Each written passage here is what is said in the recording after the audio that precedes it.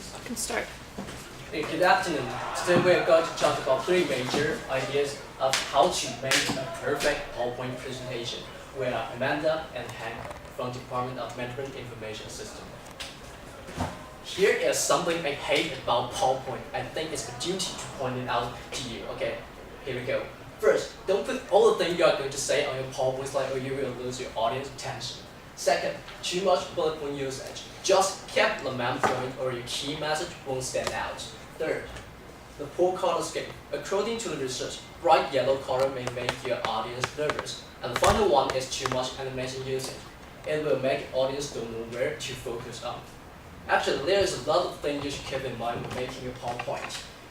In order to give you this useful, practical, and valuable presentation, we have a full study of those books, so definitely you can trust us. At the very beginning, let us preview what we got today. First, here's two things you should keep in mind to make your PowerPoint clear enough to speak for themselves. Second, there are some details you should know when making a PowerPoint slide. And finally, Amanda will share with you how to make an appealing speech. Okay, let's move on to the first idea. According to the principle of three, people are not able to memorize more than three things at a sight. So if you give too much information to your audience, they may turn out to memorize nothing. Here is a sample slide of Strawberry Cake House top 10 products. If you you don't need to give all the information to your audience. Instead, just give them the key points, which is not more than three.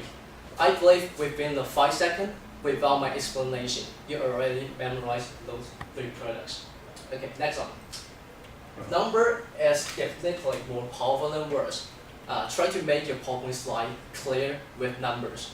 Here is example. If you write something like, I'm an intelligent student, your audience may ask, yes, so how diligent you are. So why don't you make it different with number? You can transfer it into, I was never absent for 4 years in NCCU, although it might be a lie, at least your key points stand out. Okay. When you say, buy now, get cheaper for your slogan, why don't you give a number?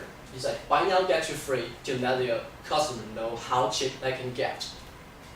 Okay, next one. After talking about 2 tips to make your PowerPoint clear enough to speak for themselves, let's talk about some details you should keep in mind when making a PowerPoint slide. Key point is really important, supported by the book, Win Without Saying the Word. Here is something wrong with the sample slide. Let me check it out. First, you should keep some margin between paragraph and paragraph to make it clear enough, to make it easier to read. And also, put some margins at the left side for your binding, in case. Key point is also useful when making cover page. Here is a sample cover page from Jerry Anna, the summer exhibition. The book tells us keep 70% of the space white can make a totally different feeling. Okay, let us see the magic. In this slide, you can create a high-class classic feeling from doing this. Keep white. Okay, let's move on. After talking about 2 tips to make your PowerPoint slide clear, and something you should keep in mind when making a PowerPoint slide, let Amanda tell you how to make an appealing speech. Okay, hello everyone. Since our topic is about PowerPoint presentation, today we will not only talk about PowerPoint, but also tell some of the presentation skills. And according to the questionnaire before, we will focus our discussion on opening and content. Okay, let's start it. According to the theory, there's only 19 seconds for you to capture your audience's heart. You lost it, you lost it. Therefore, we have provided 7 options for you to choose when you are doing an opening. Okay, first of all is the look back and look behind. This is actually not that familiar to most of the people, but it's a very good one. You will mention before and you will mention now. Okay, now I'll give you an example. Suppose that the economic is very, very depressing now, and you, as a CEO, is giving a presentation to all the salespeople in your company. And you can say that you were also a salesperson before, and you can truly understand what they're facing now. And this is the before part. And next, you can say that, however, you believe that according to the company's ability, you will eventually confront all the difficulties and solve the problem. And this is the now part. And this is actually a good way to encourage all the audience. And therefore, they will remain focused on the rest of the presentation. Okay, next, we'll talk about quote. And when I mention quote, it's not from the Shakespeare, please. Instead, you can quote from a newspaper, for example. Okay, I'll give you another example.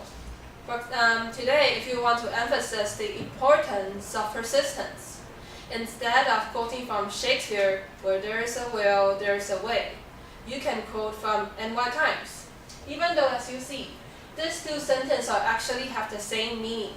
But since the NY Times is more related to the audience, it will become more convincible and more persuasive. Okay, after we have mentioned the opening part, let's move on to the content part. Whenever you are preparing for content, always keep in mind that pretend yourself as the audience. And you should always ask yourself the following question. What is important for you? What's good for you? And what about it? Well, this may be a little bit unclear for you, so I will give you two examples. First, suppose that today you are an IC company, and you are giving a presentation to all the stockholders. Instead of saying that there are many products in our brochure, and there are no many other companies that have more products in the brochure than us, this time you should ask yourself a question. What's beneficial and what's good to us? Okay, let's make the correction. We produce so many merchandise that our earning will not be affected by the economy depression. This way, the stockholders will become more clear and more reliable to your company. Okay, let's jump to the next example. You are a manufacturing company, and instead of saying we have already invented a powerful product, we can make some corrections. Also, ask yourself, what's beneficial to the audience? So, this time, we will add a little bit more words after the sentences. And the whole world cannot wait to buy it. And this way, your partner can understand that the potential of your company and become more willing to cooperate with you in the future. Okay. In conclusion, never let your audience think. You may wonder, my audience are all smart, why do I have to do this? But sometimes when they're still thinking and realizing what you mean, you may already jump to the other point, which will lead them not to focus on the points. So always be straight and always be clear. Never let your audience think. Okay, now let's go to the preview part.